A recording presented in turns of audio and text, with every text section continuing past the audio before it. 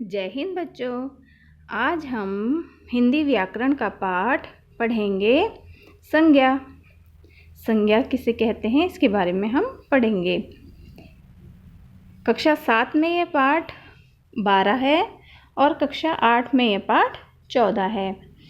कक्षा 8 का जो पाठ है 14 ये पद विचार के नाम से है। इसमें संज्ञा के बारे में पढ़ेंगे और थोड़ा सा मैं आपको पद के बारे में भी बता दूंगी कि कैसे बनते हैं, क्या होते हैं। ठीक है ना। तो संज्ञा पहले मैं थोड़ा सा इसका बता देती हूँ। जिन शब्दों से हमें किसी व्यक्ति, वस्तु या स्थान का पता चले उन्हें संज्ञा कहते हैं। जैसे दिल्ली भारत की राजधानी है, मेरा नाम श्याम है, कलम मेज पर है। ठीक है। अब संज्ञा के 3 भेद होते हैं। व्यक्तिवाचक, ये किसी विशेष व्यक्ति या वस्तु के बारे में बताते हैं। दूसरा भेद होता है जातिवाचक, ये शब्द किसी विशेष जाति का बोध कराते हैं। भाववाचक, ये शब्द सच्चाई, बहादुरी और खुशी के बारे में बताते हैं। देखिए, अब आपको मैं एक पिक्चर के थ्रू समझाती हूँ, चित्र के द्वारा, जिससे आपको संज्ञा बहुत अच्छे से समझ में आ जाएगी। देखिए, एक चित्र है संज्ञा। इसमें देखिए आपको एक पार्क दिख रहा है।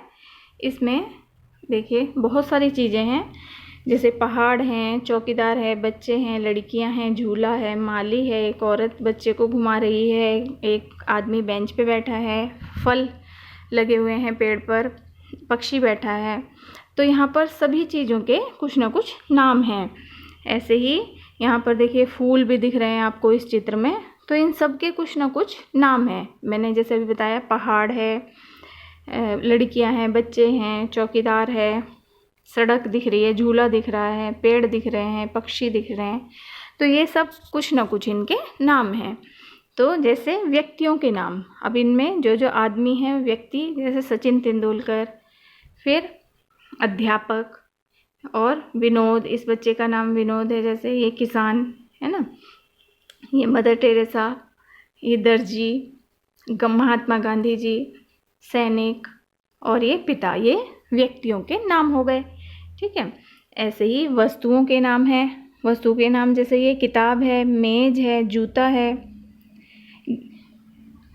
गिलास, घड़ी, कंप्यूटर, ये सब वस्तुओं के नाम हैं। ऐसे ही और क्या है, मोबाइल, अलमारी, टेलीविज़न, घर, दुकान, पाठशाला,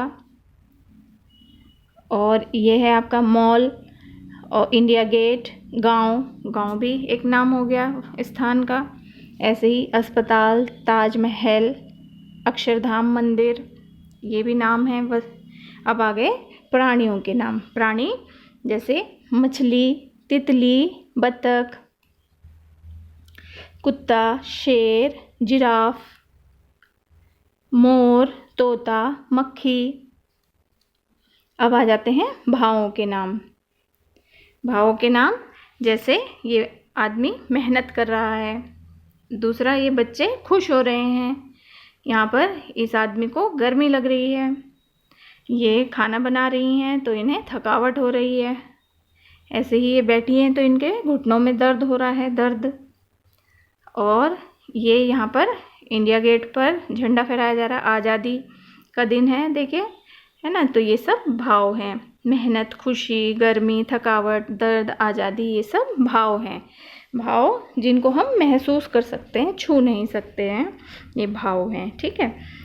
तो अब हम कह सकते हैं व्यक्ति, पशु, पक्षी, वस्तु, स्थान, भाव और इन सब के नाम, ये देखिए ना, ये दिख रहा है आपको, इन सब के नाम, इनको हम संज्ञा कहते हैं। ठीक है ना। कैसे? व्यक्ति, पशु, पक्षी, वस्तु, स्थान, भाव, इन सब के नाम को संज्ञा कहते हैं। अब संज्ञा की परिभाषा एक बार और अच्छे से पढ़ लेते हैं तो आपको समझ में आएगी। जैसे किसी व्यक्ति, वस्तु, स्थान, जाति या गुण का नाम बताने वाले शब्दों को संज्ञा कहते हैं। जैसे राम, घोड़ा, मेज, दिल्ली आदि।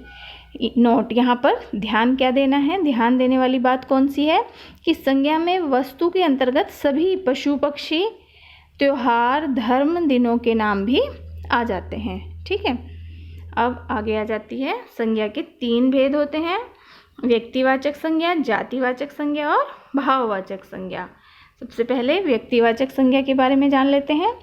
जिस शब्द से किसी विशेष व्यक्ति, वस्तु या स्थान के नाम का बोध हो उन्हें व्यक्तिवाचक संज्ञा कहते हैं, जैसे रमेश, दिल्ली, आगरा, आम, गांधी जी आदि।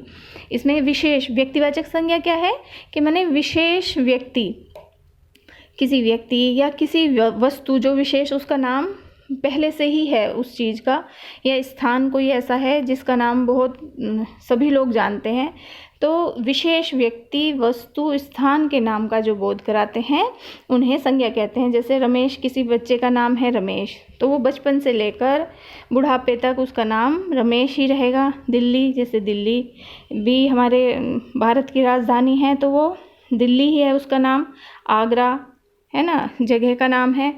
आम एक फल है, वो फल है तो उसका नाम है आम, तो ये फिक्स है, तो इसलिए ये व्यक्तिवाचक माने किसी विशेष व्यक्ति, वस्तु, स्थान का नाम। गांधी जी भी एक ही हुए थे जिन्होंने हमें आज़ादी दिलाई, गांधी जी, तो ये भी नाम उनका बहुत पहले से ही इतिहास की किताबों में लिखा हुआ है, तो ये भी एक व्यक्तिवाचक संज्ञा है।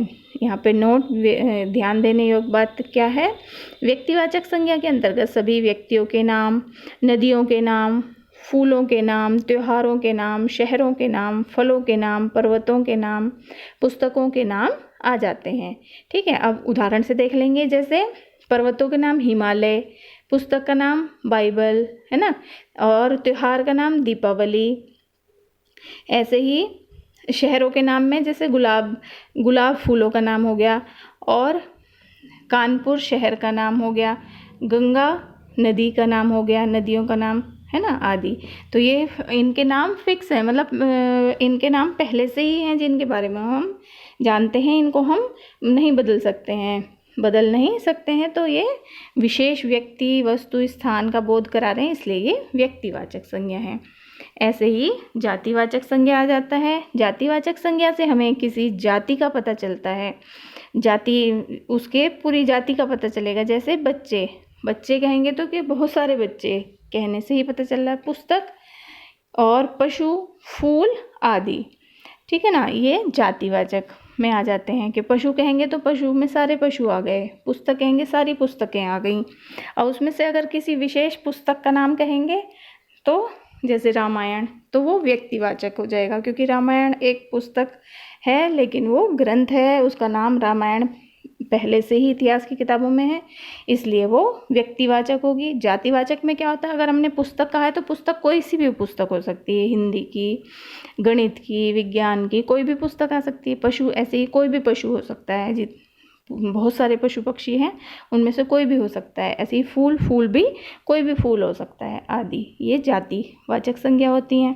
ठीक है, जैसे अगर हम कहें मुझे फल पसंद है, फल जातिवाचक संज्ञा हो गया कि मुझे फल पसंद है, मैंने कोई भी फल मैं खा लेता हूँ या खा लेती हूँ, मुझे फल पसंद है। लेकिन कहेंगे मुझे केला पसंद है, केला व्यक्तिवाचक संज्ञा, क्योंकि केला एक अलग तरह का फल है, वो उसका शेप, उसका आकार, सब चीज़ अलग होगी, तो उससे हमें पता चल रहा है कि केला, तो वो व्यक्तिवाचक हो जाएगा। ठीक है, अब आ जाता है भाववाचक संज्ञा। भाववाचक संज्ञा में क्या होता है, जिन शब्दों से हमें किसी व्यक्ति या वस्तु के गुण, दोष यानी उसकी दशा के विषय में और किसी के मन के भावों के बारे में पता चले, उन्हें भाववाचक संज्ञा कहते हैं। जैसे मन से भाव आता है उसके लिए, जैसे मिठास, कड़वाहट, वीरता, ईमानदारी, खुशी, दुख, बचपन, बुढ़ापा आदि। अब मैं आपको भाववाचक संज्ञा से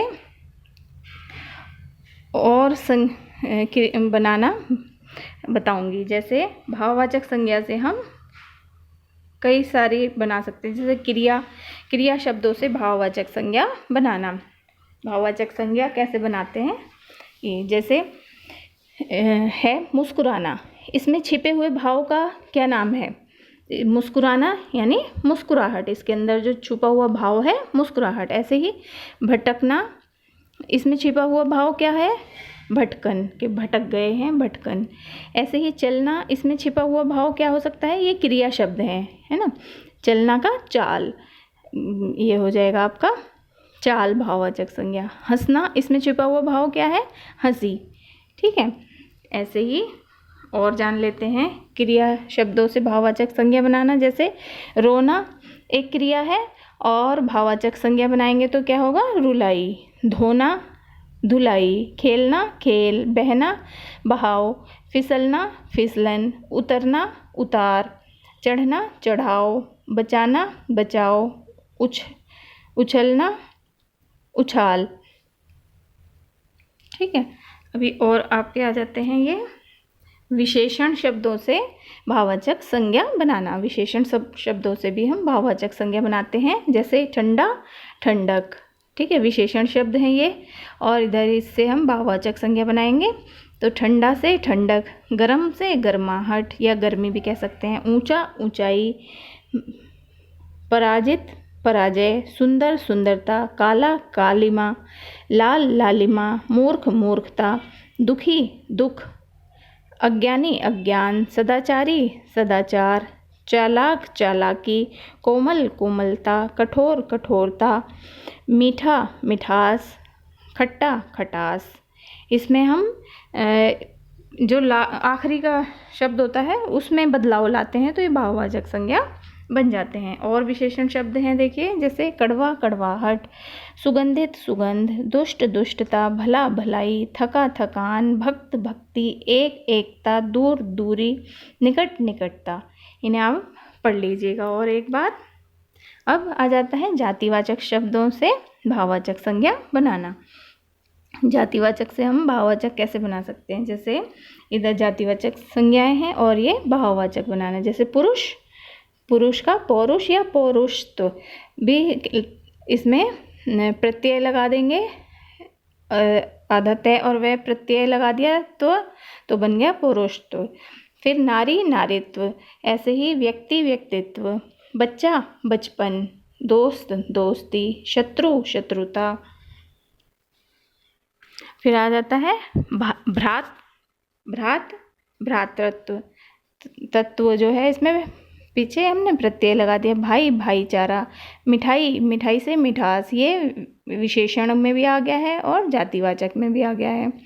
ऐसे ही मनुष्य मनुष्यता, इंसान इंसानियत, यत प्रत्यय लगा दिया, पशु पशुता, ता प्रत्यय लगा दिया इसमें, तो ये जातिवाचक संज्ञा में बदल गया। अब देखिए इसमें क्या क्या होते हैं। हम जातिवाचक संज्ञाओं से भाववाचक संज्ञा बना सकते हैं, सर्वनाम से भाववाचक संज्ञा बना सकते हैं, क्रिया से बना सकते हैं, विशेषण से बना सकते हैं, और अव्यय शब्दों से भी हम जातिवाचक ये भाववाचक संज्ञा बना सकते हैं। अव्यय मैंने आपको समास वाले पाठ में पढ़ाए थे कि अव्यय वो होते हैं जिनमें लिंग कारक वचन इनके काल के कारण कोई परिवर्तन नहीं आता है, वो अव्यय होते हैं। अभी देखिए आपको जातिवाचक बता रही थी, जातिवाचक से भाववाचक बनाना, तो ये और हैं इसमें थोड़े से, जैसे इंसान इंसानियत, स्त्री स्त्रीत्व, कवि कवित्व, शत्रु शत्रुता, वकील वकालत, देव देवत्व, बच्चा बचपन, पंडित पंडित्य। और सर्वनाम शब्दों से भाववाचक संज्ञा बनाना, जैसे ममत्व या ममता, तो वो जो है प्रत्यय लगा सकते हैं या ता प्रत्यय लगा सकते हैं इसमें। ऐसे ही निज निजित्व या निजिता, पराया परायापन, पन प्रत्यय लगा सकते हैं, अपना अपना अपनत्व या अपनापन, अहंकार, स्व स्वत्व। ठीक है, ये सर्वनाम से भाववाचक बनाना। अब आ जाते हैं विशेषण से भाववाचक संज्ञा बनाना। ये मैं पहले भी बता चुके हैं, एक बार और देख लीजिए। मधुर मधुरता, करुण करुणा, मीठा मिठास, व्याकुल व्याकुलता, ईमानदार ईमानदारी, चतुर चतुराई, स्वस्थ स्वास्थ्य, सरल सरलता। अब आखिरी आ जाते हैं, क्रिया से भी बता चुकी हूँ, फिर भी एक बार और देख लीजिए। पूजना पूजा, धमकाना धमकी, मांगना मांग, दौड़ना दौड़, थकना थकान या थकावट, जीतना जीत, बुनना बुनाई, घबराना घबराहट। अब आ जाते हैं अव्यय। अव्यय क्या है? अव्यय से भाववाचक संज्ञा बनाना, जैसे समीप समीप, समीप्य या समीपता, नीचे नीचाई, ऊपर ऊपरी, धिक धिक्कार, दूर दूरी, शीघ्र शीघ्रता। ये आपकी कक्षा 7 और कक्षा 8 की किताब में बहुत सारे दिए हुए हैं। जातिवाचक से भाववाचक बनाना, विशेषण से और क्रिया से और सर्वनाम से, इन्हें आप अपनी किताब से पढ़ लीजिएगा। अब मैं आपको पद के बारे में बता देती हूँ थोड़ा सा कि पद किसे कहते हैं। जैसे हम कहें कि लड़की, तो लड़की क्या हो गई, एक अकेली हो गई, ये शब्द हो गया कि लड़की एक शब्द हो गया। ऐसे ही अगर वो अपने परिवार के साथ जा रही है, अपने भाई मम्मी पापा के साथ जा रही है, तो हम कह सकते हैं कि लड़की अपने परिवार के साथ जा रही है, अपने माता पिता भाई बहनों के साथ है। तो जब हमने शब्द को वाक्य में प्रयोग किया कि हमने कहा कि लड़की अकेली शब्द हो गई, लड़की अपने भाई बहन अपने परिवार के साथ जा रही है, तो हमने एक वाक्य बना लिया कि लड़की अपने भाई बहन या अपने परिवार के साथ जा रही है। तो जब हम शब्द को वाक्य में प्रयोग करते हैं तो ये एक पद बन जाता है, ठीक है ना, इसको पद कहते हैं। जब शब्द तो एक स्वतंत्र शब्द होता है और वाक्य में प्रयुक्त होने पर ये पद बन जाता है। और पद के 5 भेद होते हैं, संज्ञा, सर्वनाम, विशेषण, क्रिया और अव्यय। इनसे हम पद बना सकते हैं, पद बनते हैं इनसे, संज्ञा शब्दों से, सर्वनाम शब्दों से, विशेषण और क्रिया शब्दों से, अव्यय शब्दों से हम पद बनाते हैं। ठीक है, आशा करती हूँ संज्ञा पाठ आपको समझ में आ गया होगा। धन्यवाद।